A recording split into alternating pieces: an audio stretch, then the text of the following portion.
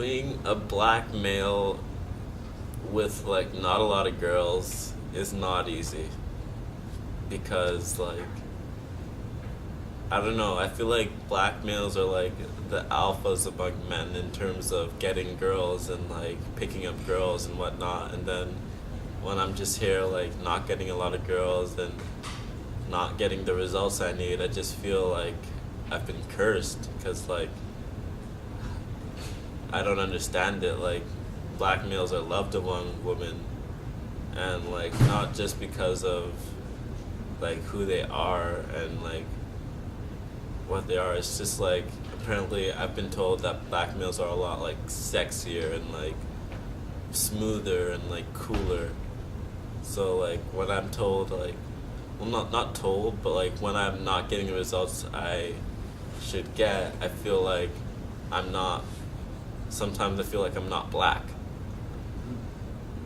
Like I know I'm black, but like sometimes I feel like I'm not how I need to be. Sometimes I feel like I'm the problem. Sometimes I feel like I should change and just turn into an asshole or whatever. I'm not saying all black males are assholes, but maybe I need to be firmer or something. I don't know. I don't have like the stereotypical black male attitude when it comes to girls. What is the Stereotypical would be like, oh, you have a bunch of side women and the main woman, and that you're like, you don't mess around, you just hit it and quit it, or just like beat it up and leave, or like you don't really want to be tied down, but like I actually want to be tied down. This is it. You're being objectified no matter which way. Yeah. You know, one of them, you know, is going to say you're supposed to be heavily endowed. And some of them are very surprised when they find that black men, you know, have the same things as white men. Some are shorter, some are longer, some are, you know, some are minuscule. Just like any human being.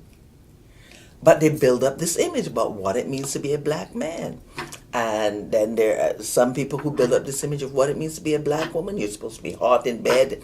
And they're very surprised when they find that we're the same as anybody else. Some of us are very adventurous in bed. Some of us are not, you know.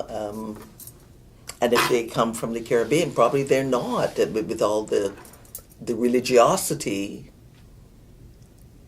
that's there. So, but it's this objectification. And that messes heavily with your mental health. Because you need to be seen as a human being. With all the foibles, with all the goods, with all the bad that it means to make up a human being.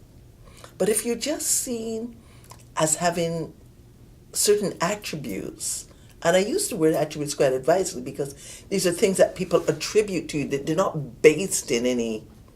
In fact, they're not, you know, they're not genetic attributes. They're things that have been societally imposed, where someone says this is what a black man is and this is what a black woman is.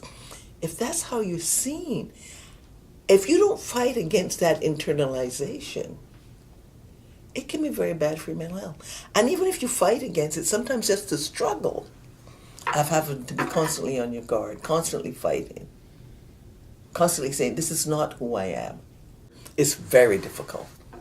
It's extremely difficult. In a lot of ways, men and women, black men and women have different crosses to bear. It's difficult to be a black woman. It's difficult to be a black man. And they're different. Nobody has an expectation of black, well, they do have expectations of black people, but they're not high. But then there's expectation of black males that, you know, they're going to be drug dealers and they're going to be poor fathers. They're going to beat up their girlfriends because, you know, they don't get married, right? They're going to beat up. They're going to have 5 kids being born the same day, and they're not going to support it. That's a hell of a thing for a black man to carry around on their shoulder, especially sometimes. That's a hell of a thing for a person to carry.